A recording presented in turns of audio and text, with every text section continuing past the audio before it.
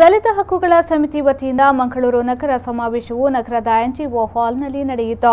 ಮಂಗಳೂರು ಮಹಾನಗರ ಪಾಲಿಕೆಯು ರದ್ದುಗೊಳಿಸಿರುವ ಎಲ್ಲ ಸೌಲಭ್ಯಗಳನ್ನು ಪುನರಾರಂಭಿಸಬೇಕು, ಮನೆ ನಿರ್ಮಾಣದ ಸಹಾಯಧನವನ್ನು ಹೆಚ್ಚಿಸಬೇಕು ಮತ್ತು ದಾಖಲೆಗಳನ್ನು ಸರಳೀಕರಿಸಬೇಕು, ಮನೆ ನಿವೇಶನ ಹಂಚಿಕೆಯಲ್ಲಿ ದಲಿತ ಸಮುದಾಯಕ್ಕೆ ಆಗಿರುವ ಅನ್ಯಾಯವನ್ನು ಸರಿಪಡಿಸಲು ಒತ್ತಾಯಿಸಿ ಸಮಾವೇಶ ನಡೆಯಿತು. ದಲಿತ ಹಕ್ಕುಗಳ ಸಮಿತಿಯ ಸಂಚಾಲಕರಾದ ಗೋಪಾಲಕೃಷ್ಣ ಅರಳಹಳ್ಳಿ ಮಾತನಾಡಿ, ಇವತ್ತಿನ ದಿನದಲ್ಲಿ ದಲಿತರ ಮೇಲೆ ಅತ್ಯಾಚಾರ, ದೌರ್ಜನ್ಯಗಳು ನಿರಂತರವಾಗಿ ನಡೆಯುತ್ತಿದೆ. ಕೇಂದ್ರ ಸರ್ಕಾರದ ವರದಿಯ ಪ್ರಕಾರ ದಲಿತರ ಮೇಲಿನ ದೌರ್ಜನ್ಯಗಳ ಘಟನೆಗಳ ಪ್ರಮಾಣ ಕಳೆದ 3 ವರ್ಷದಿಂದ ಹೆಚ್ಚಾಗುತ್ತಿದೆ ಎಂದು ಹೇಳಿದರು.